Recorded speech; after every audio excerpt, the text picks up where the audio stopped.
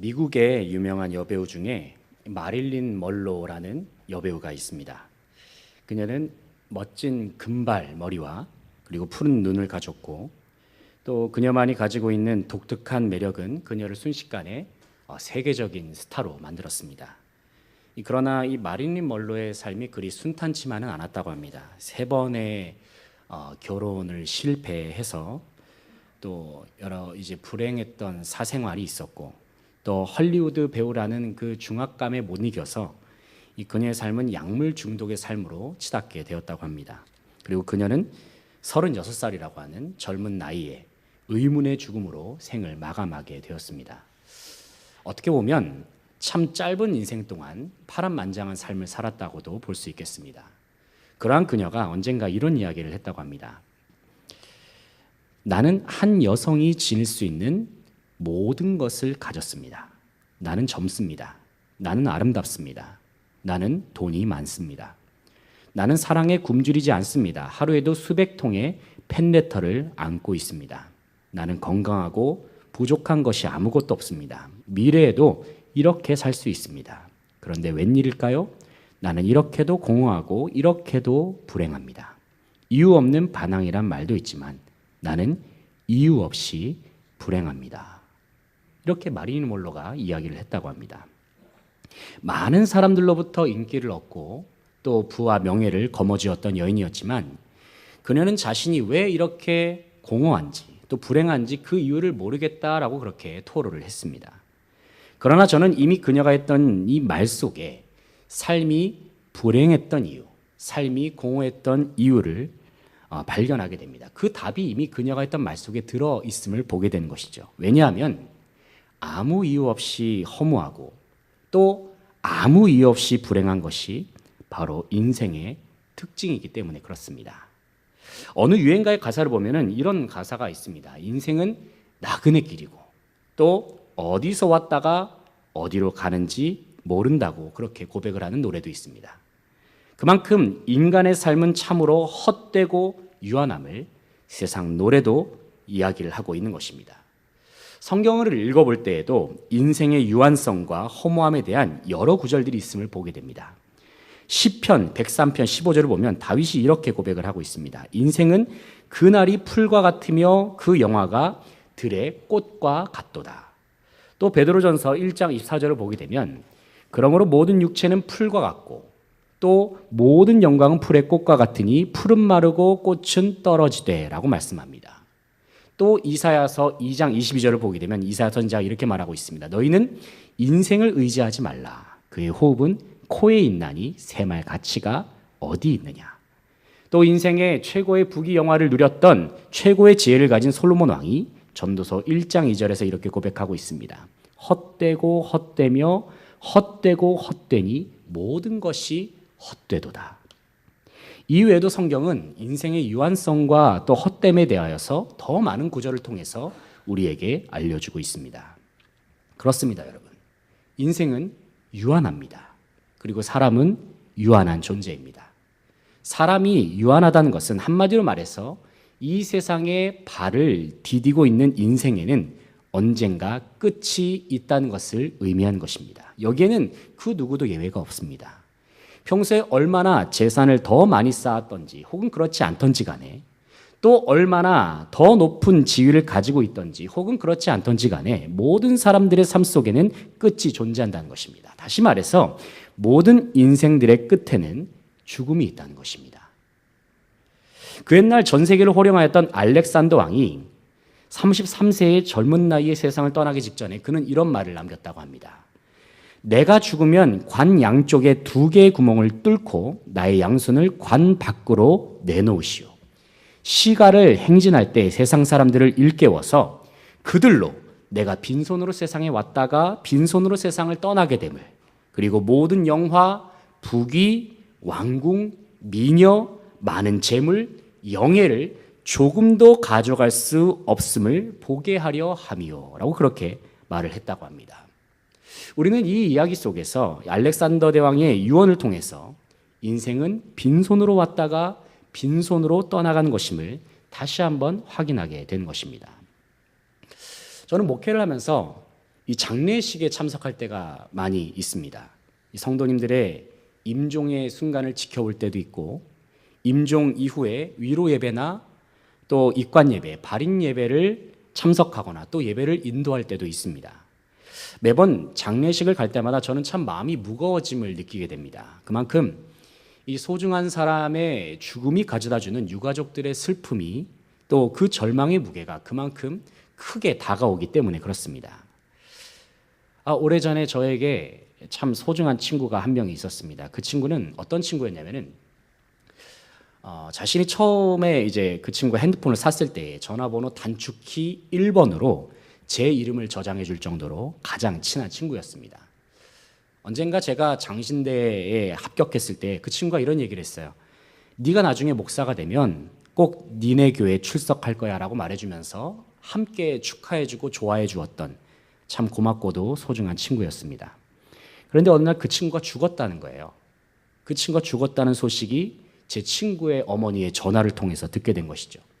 불과 몇 주 전만 하더라도 같이 운동하고 밥도 같이 먹던 녀석이었는데 갑작스러운 이 희귀병 발병으로 세상을 떠났다는 것입니다. 병원으로 달려갔습니다.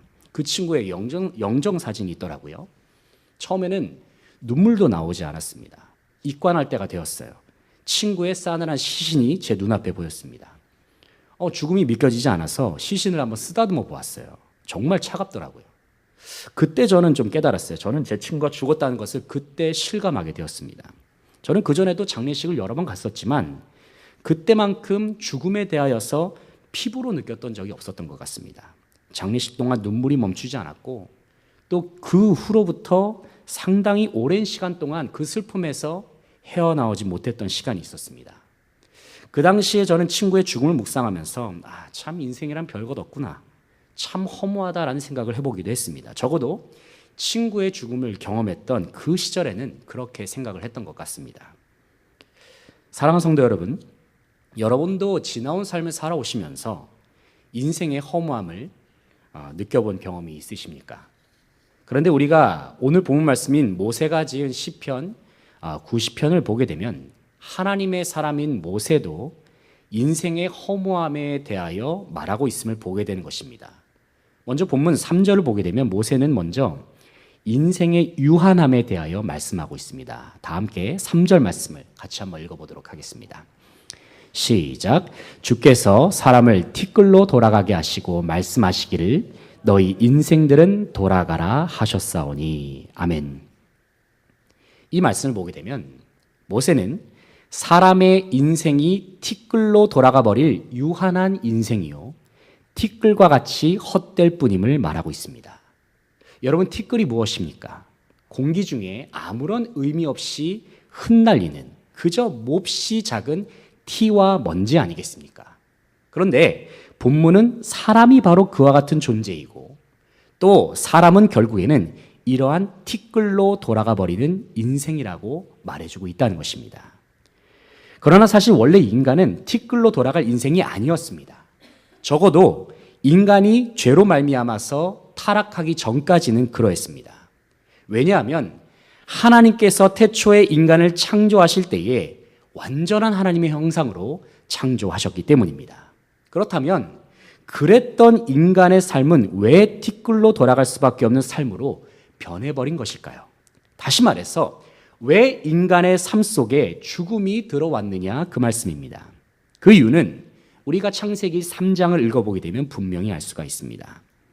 우리가 창세기 3장을 보게 되면 아담과 하와가 하나님께서 먹지 말라 말씀하신 이 선악과를 범하는 내용이 나옵니다. 즉 아담과 하와가 하나님 앞에 불순종함으로 인해서 죄를 저지른 이야기가 담겨 있는 것입니다. 아담과 하와는 죄로 말미암아 영원하신 하나님과 분리돼 버렸습니다. 죄를 짓기 이전에는 그들은 언제나 하나님과 하나였습니다. 하나님과 연합된 삶이었다는 것입니다. 그래서 그러한 그들의 삶 속에서 죽음이라는 것은 상상할 수도 없는 삶이었습니다. 왜냐하면 그들은 하나님께 속한 영원함을 함께 누리고 있었기 때문입니다. 그런데 그랬던 그들이 범죄로 말미암아 하나님과의 분리를 경험케 된 것입니다. 그리고 그로 인해서 그들의 삶은 영원의 삶에서 유한한 삶으로의 전환이 일어났음을 우리는 보게 된 것입니다. 바로 이때에 하나님께서 아담과 하와에게 하신 말씀이 있습니다. 창세기 3장 17절부터 19절 말씀입니다. 한번 화면 보시고요. 같이 한번 읽어보도록 하겠습니다. 17절부터 19절까지 함께 읽겠습니다. 시작. 아담에게 이르시되 내가 내 아내의 말을 듣고 내가 내게 먹지 말라 한 나무의 열매를 먹었은즉 땅은 너로 말미암아 저주를 받고 너는 내 평생에 수고하여야 그 소산을 먹으리라. 땅이 내게 가시덤불과 엉겅퀴를 낼 것이라. 내가 먹을 것은 밭의 채소인즉 내가 흙으로 돌아갈 때까지 얼굴에 땀이 흘려야 먹을 것을 먹으리니 내가 그것에서 취함을 입었음이라. 너는 흙이니 흙으로 돌아갈 것이니라 하시니라. 아멘. 19절에서 하나님께서 이렇게 말씀하시죠. 너는 흙이니 흙으로 돌아갈 것이니라. 아담과 하와에게 말씀하셨습니다. 다시 말해서 인간의 삶이 티끌과 먼지와 같이 허무하고 유한한 삶으로 전환된 이유는 바로 인간의 죄악 때문이라는 것입니다. 그런데 여기 한 가지 문제가 있습니다. 그것은 하나님께서는 인간의 삶 속에 거하고 있는 죄악을 미워하신다는 것입니다. 그 이유가 무엇입니까? 하나님은 거룩하신 분이시기 때문에 그렇습니다.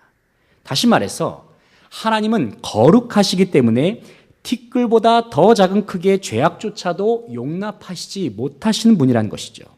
특별히 오늘 본 말씀 속에서 모세는 죄를 미워하시는 하나님의 거룩한 속성에 대해서 다음과 같이 표현하고 있는 것입니다. 한번 본문 말씀 7절부터 9절까지의 말씀을 함께 읽어보겠습니다. 7절부터 9절까지 함께 읽겠습니다. 시작. 우리는 주의 노에 소멸되며 주의 분내심에 놀라나이다. 주께서 우리의 죄악을 주의 앞에 놓으시며 우리의 은밀한 죄를 주의 얼굴빛 가운데에 두셨사오니 우리의 모든 날이 주의 분노 중에 지나가며 우리의 평생이 순식간에 다하였나이다. 아멘. 우리는 이 말씀 속에서 죄에 대해서 엄히 징계하시고 심판하시는 하나님의 모습을 발견하게 됩니다. 다시 말해서 모든 것을 소멸하실 정도로 맹렬하신 분노로 죄악을 엄히 다루시는 하나님의 모습을 보게 되는 것입니다. 그런데 여러분 한번 생각해 보십시오. 만약에 하나님께서 우리의 인생의 모든 죄악을 철저하게 계산하셔서 하나님의 공의와 하나님의 거룩의 기준으로 심판과 진노를 모든 사람들에게 일일이 다 쏟아부으신다고 한다면 이 세상에서 살아남을 사람이 누가 있겠습니까? 온 세상을 창조하신 절대자이신 하나님께서, 전능하신 하나님께서 모든 죄악에 대하여서 철저하게 심판하시고 진노하신다고 한다면 그것만큼 두렵고 떨리는 일도 없을 것입니다. 그러나 성경이 말씀하고 있는 하나님은 공의로운 하나님의 모습을 보여줌과 동시에 다행스럽게도 하나님의 사랑과 하나님의 인내, 하나님의 자비와 긍휼, 그리고 하나님의 은혜에 대해서도 말씀하고 있다는 사실입니다. 그렇기 때문에 우리 하나님께서 공의의 하나님이심과 동시에 사랑의 하나님이라는 사실은 우리 모두에게 크나큰 위로로 다가오게 되는 것이죠. 특별히 모세는 본문 1절, 2절 말씀에서 하나님의 사랑의 속성에 대해서 이렇게 표현을 하고 있습니다. 1절, 2절 말씀 함께 읽어보겠습니다. 시작.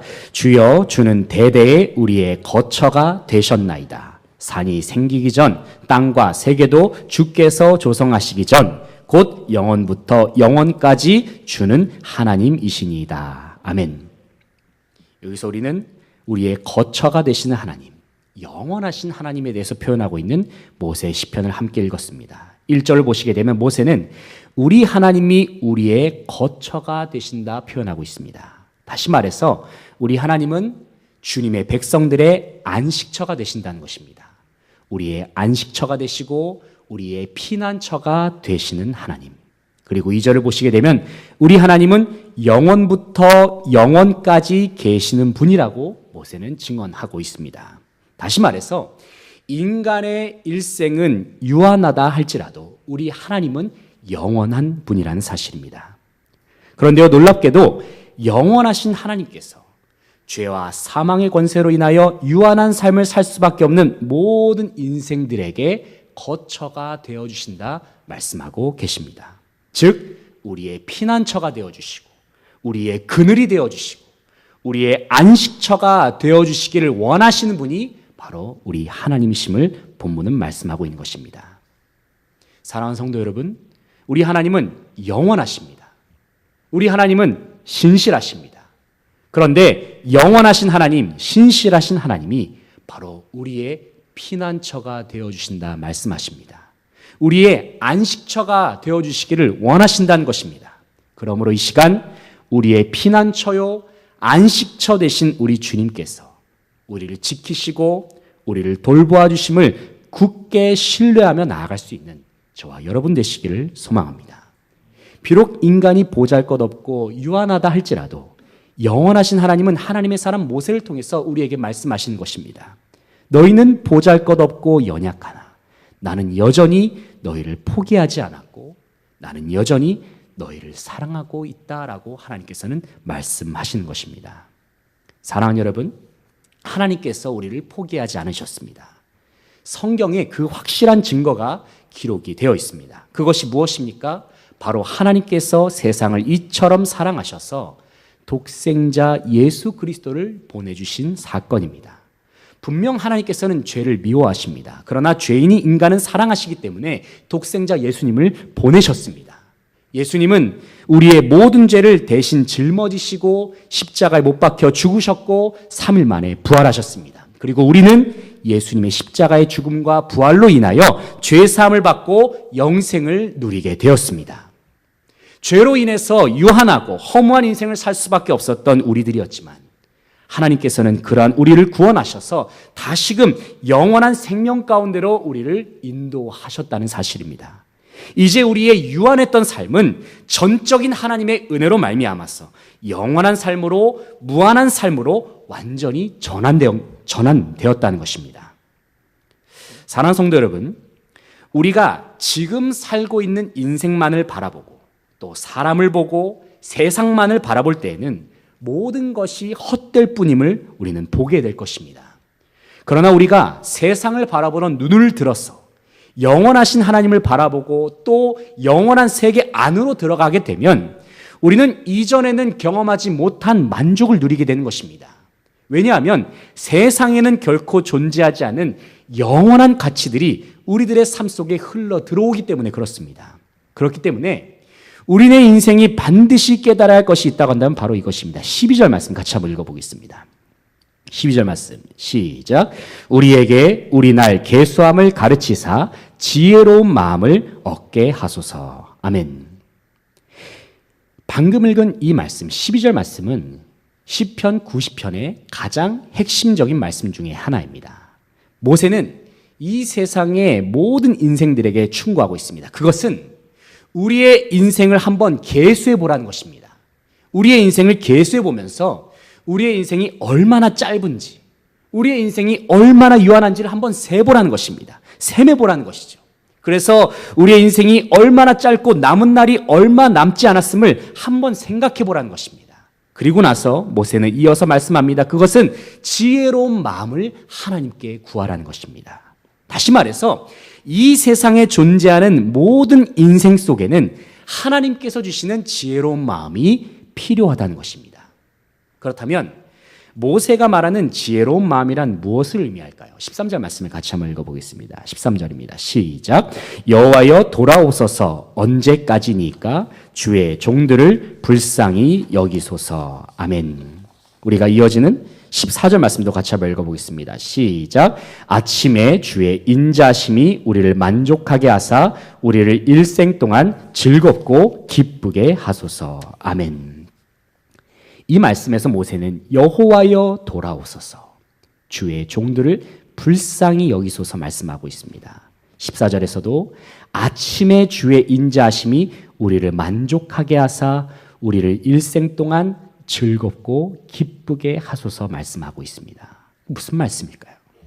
한마디로 말해서 주의 종들에게는 하나님이 필요하다는 것입니다. 하나님 돌아오시옵소서. 하나님 우리를 불쌍히 여겨주시옵소서. 하나님의 인자하심이 우리에게 필요합니다. 지금 모세는 그렇게 기도하고 있는 것이죠. 하나님, 주님으로부터 멀리 떨어진 인생들을 불쌍히 여겨 주시옵소서. 하나님, 우리에게 돌아오셔서 우리와 함께하여 주시옵소서. 하나님, 티끌과 같이 연약하고 유한한 우리에게는 주님이 필요합니다. 모세는 그러한 기도로 하나님께 나아가고 있는 것입니다. 사랑하는 성도 여러분, 바로 이것이 모세가 말한 지혜로운 마음인 것입니다. 모세가 깨달은 지혜로운 마음, 그것은 우리의 인생이 유한하기 때문에, 우리의 인생이 연약하기 때문에, 그렇기 때문에 우리의 인생 속에 하나님이 꼭 필요하다는 사실을 깨닫는 것, 그것이 바로 인생이 소유해야 할 하나님의 지혜라고 말씀하고 있습니다. 그렇다면 우리에게는 왜 하나님이 필요한 것입니까? 왜냐하면 오직 하나님만이 우리의 삶 속에 존재하는 유한함과 허무함을 깨뜨리시는 분이시기 때문에 그렇습니다. 오직 우리 주님만이 우리들의 삶을 유한의 세계에서 무한한 세계로 이끄시기 때문에 그렇습니다. 다시 말해서 오직 길과 진리요 생명 되시는 주님만이 우리를 영원하신 하나님의 나라로 인도하시는 분이시기 때문에 그렇습니다. 하나님의 한량없는 은혜, 하나님의 무한하신 은총은 보잘것없고 허무하고 유한하여서 마치 티끌과 같이 흩날려질 우리의 인생들을 영원한 생명으로, 하늘의 소망이 충만한 하나님의 나라로 인도해 주십니다. 어느 날 하루살이가 이 메뚜기와 하루살이가 이제 메뚜기랑 놀다가 저녁이 되자 이제 헤어지면서 이렇게 말을 했다고 합니다. 메뚜기가 하루살이한테, 하루살이야, 내일 또 만나자. 그러자 이 하루살이가 대뜸 이렇게 질문합니다. 내일이 뭔데? 이렇게 대답을 하는 거예요. 하지만 하루살이는 결국 이름대로 하루만 살다가 그 밤을 넘기지 못하고 세상을 떠나게 되죠. 이 친구를 잃어버린 메뚜기, 다음날 내일 보자고 해서 이제 다음날 나타났는데 하루살이가 보이지 않는 거예요. 친구를 잃은 슬픔에 메뚜기가 슬퍼하고 있다가 하늘을 나는 참새를 만나게 됩니다. 그래서 참새와 함께 즐겁게 놀게 되죠. 그런데 어느 날 참새가 메뚜기하고 헤어지면서 또 이렇게 말을 했다고 합니다. 메뚜기야, 내년에 다시 만나자. 그러자 메뚜기가 고개를 갸우뚱거리면서 이렇게 물어보는 거예요. 내년이 뭐니? 하지만 메뚜기도 역시 그 해 겨울을 넘기지 못하고 죽게 되었다고 합니다. 이 이야기를 통해서 우리는 다시 한번 지나온 삶의 발자취를 생각해 보게 되는 것이죠. 그것은 우리도 주님을 믿기 전에는 마치 하루살이와 같은 삶이었고 메뚜기와 같은 삶이었다는 사실입니다. 그런데 그러한 우리들을 주님께서 무한하신 은총과 또 사랑으로 구원하셔서 영원한 생명으로 우리를 인도해 주셨으니 이 얼마나 감사하고 또 감사한 일입니까? 이제 우리는 하나님의 은혜로 말미암아 영원한 하나님의 은혜 안에 거하게 되었고 또 영원한 소망을 가지고 살아가는 주님의 자녀가 되었습니다. 그런데요, 그러한 우리가 이 세상 속에서 살아갈 때에 여전히 집중해야 하고 여전히 또 추구해야 할 것이 한 가지가 있습니다. 그것이 무엇일까요? 이 시간 17절 말씀 함께 읽어보겠습니다. 17절입니다. 시작. 주 우리 하나님의 은총을 우리에게 내리게 하사 우리의 손이 행한 일을 우리에게 견고하게 하소서. 우리의 손이 행한 일을 견고하게 하소서. 아멘. 여기서 모세는 하나님께 간구하고 있습니다. 주 우리 하나님의 은총을 우리에게 내리게 하사 우리의 손이 행한 일을 우리에게 견고하게 하소서. 지금 모세가 하나님 앞에 구한 것이 무엇입니까? 하나님의 은총입니다. 그렇습니다, 여러분. 우리는 모세의 기도를 통해서 하나님의 백성들이 여전히 매일의 삶 속에서 추구해야 할 것이 있음을 발견하게 되는 것입니다. 그것이 무엇입니까? 바로 하나님의 은총입니다. 우리가 하나님의 백성이라고 한다면 마땅히 날마다 하나님의 은혜를 구하면서 살라는 것입니다. 왜 그렇습니까? 17절 말씀과 같이 하나님께서 우리에게 은총을 내려주실 때에만이 우리의 손이 행한 모든 일들이 견고하게 설 수 있기 때문에 그렇습니다.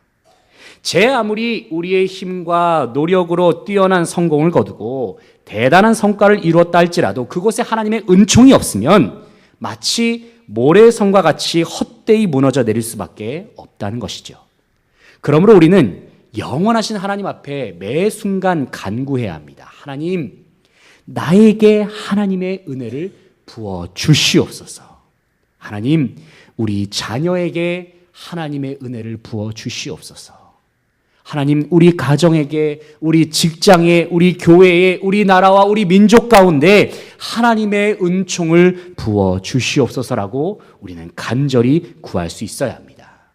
왜냐하면 하나님께서 은혜를 부어 주실 때에만이 우리의 삶은 반석과 같이 견고해지고 보석과 같이 아름답게 설 수 있기 때문입니다.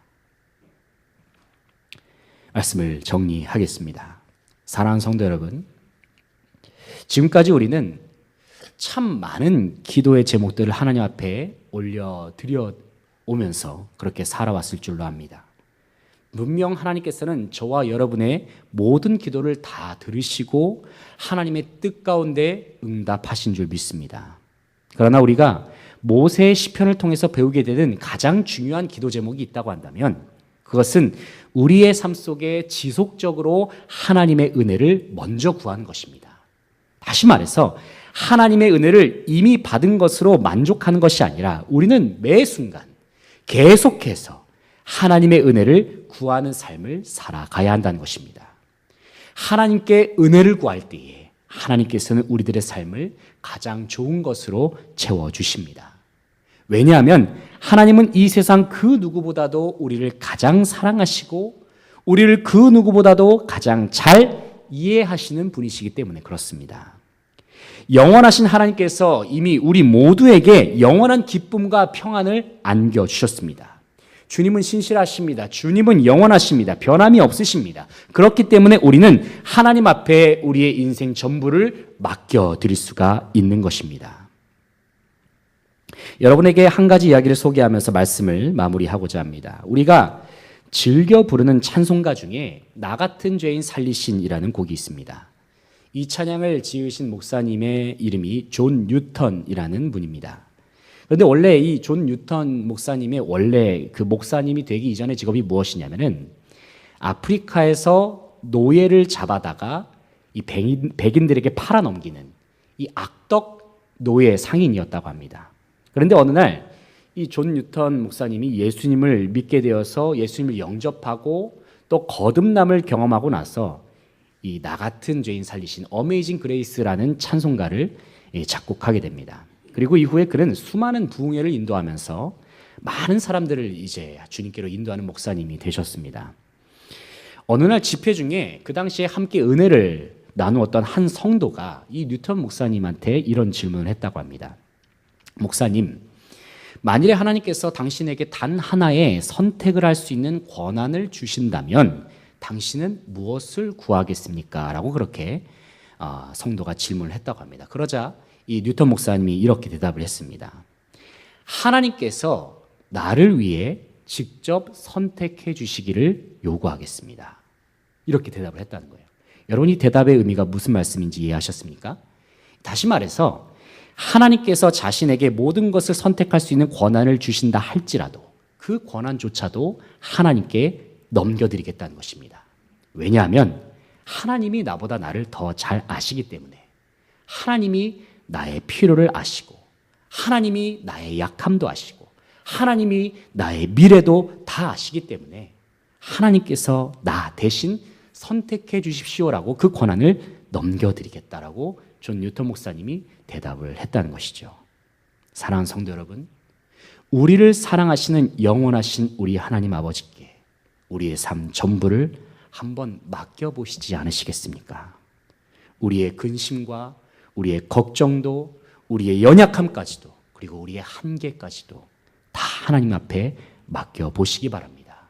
그러면 그때부터 영원하신 하나님께서 우리의 삶 속에서 일하기 시작하실 것입니다. 영원하신 하나님께서 최고의 것으로 저와 여러분의 삶을 채워주실 것입니다. 그러므로 사랑하는 성도 여러분, 하나님의 은혜를 구하십시오. 하나님의 은총을 추구하십시오. 그러면 우리의 삶은 영원하신 하나님의 은혜로 말미암아 반석과 같이 견고하여서 흔들리지 않을 것이고 또 보석과 같이 더욱 아름답게 영원토록 주님과 함께 빛나게 될 것입니다. 기도하겠습니다.